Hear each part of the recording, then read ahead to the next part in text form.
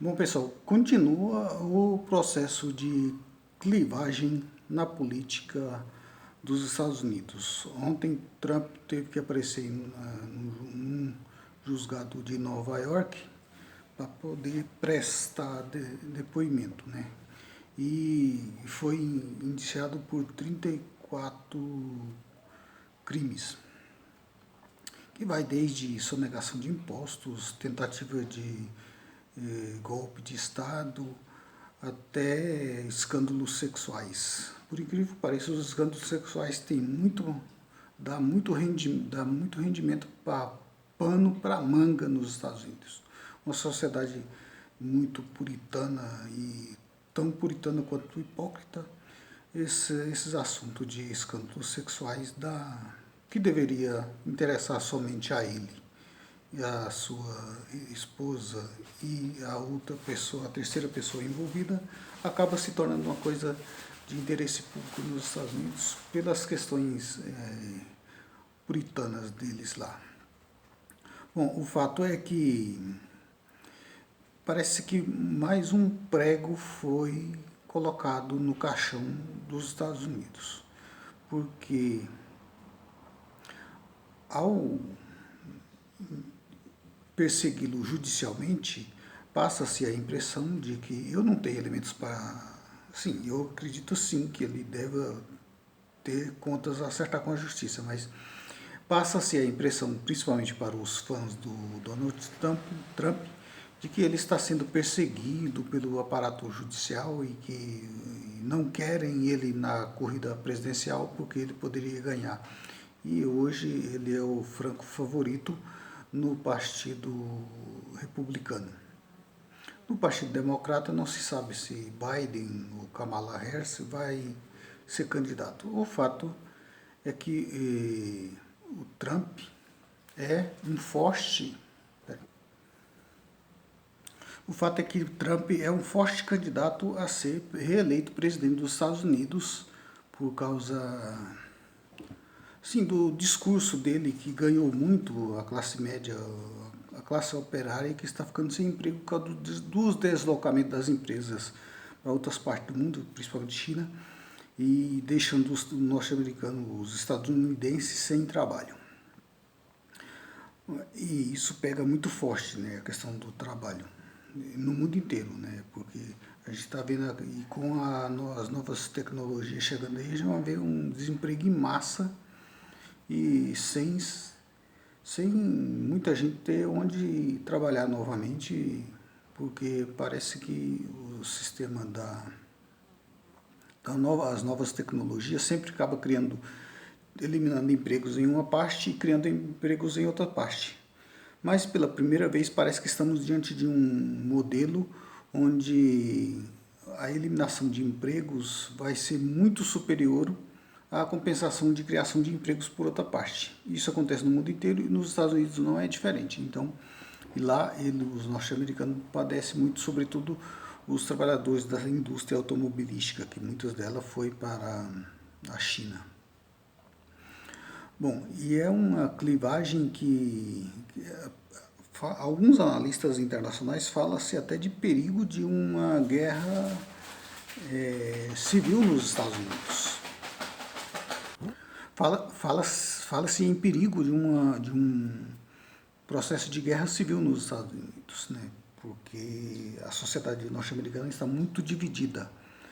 E eles, de tanto causar divisão aí pelo mundo inteiro, ficar fustigando problemas internos em terceiros países, eita, música chata, eles podem estar padecendo do veneno que eles mesmos aplicam aí pelo mundo. Essa inimizade com a Rússia, por exemplo, tem a ver com isso. Eles querem dividir a Rússia em vários pedaços para fazer um saqueio das riquezas naturais que a Rússia tem. Eu ouvi por aí dizendo que a Rússia é o único país do mundo que tem todos os elementos da tabela periódica no país, ou seja, é um país com muitas riquezas naturais, é um país imenso. É o maior país do mundo, com mais de 17 milhões de quilômetros quadrados. né? É o dobro do Brasil, eu acho que até mais que o dobro do Brasil a Rússia. Bom, deixando a questão da Rússia de lado, o fato é que os Estados Unidos está sofrendo um processo de clivagem interna muito grande e o interessante de uma eventual volta do Trump é que parece que o mundo vai estar com menos risco de uma hecatombe nuclear. Por incrível que pareça, o Trump, com aquele estilo de agressivo, de falar besteira, falar muita coisa preconceituosa, muito bam, de América primeiro, não sei o que, e toda essa coisa, isso faz muito sucesso para o povo norte-americano. E ele tem uma vida, como é empresário, o empresário geralmente tem uma visão prática da vida, do mundo. Isso, por exemplo, ele queria tirar os Estados Unidos quanto é guerra, porque diz que essas guerras dão muita despesa. Ou seja, um olhar empresarial ali sobre o país. O que para a humanidade pode ser interessante a volta do Trump, porque evitaremos mais guerras. E ele fala que no outro dia, campanha eleitoral, né, fala que no outro dia ele vai acabar vai fazer um acordo lá com a Rússia, a Ucrânia, para acabar com a guerra. E a sociedade norte-americana está cada vez mais assim questionando os envios, né, de dinheiro para a Ucrânia. Então o governo do Biden está bem enrascado, com uma popularidade muito baixa. Trump tem mais popularidade até do que Biden. Então é provável que a continuar esse sistema desse jeito aí, a continuar a situação desse jeito, é provável que Trump seja eleito novamente aí presidente dos Estados Unidos. O que pode significar um mundo um pouco menos tumultuado na questão das guerras, porque o Trump, apesar do linguajar muito agressivo, ele não promoveu mais guerras. Ele só matou o general, né, Soleimani do Irã. Ali eu acho que ele foi induzido a erro, porque tem um staff por trás que é profundamente corrupto, né? Também, porque os Estados Unidos é muito mais corrupto que o Brasil, por exemplo. O problema é que a questão é que lá faz-se as leis de acordo para encobrir as corrupções. Ou seja, tem determinados elementos que nunca vai ficar fora da lei, porque a lei, à medida que vai fazendo estripulia, a lei vai cobrindo de lá atrás, né? Então, tem muito isso.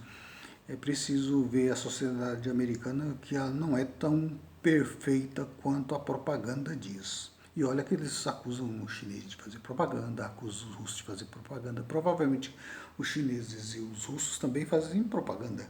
Mas o que os Estados Unidos fazem com seus filmes, com suas músicas, é propaganda também.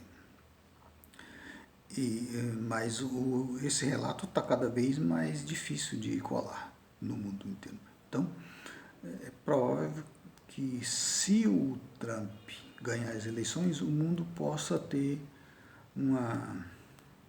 um pouco mais de tranquilidade, porque o Trump, como bom empresário que ele vai olhar com praticidade as coisas.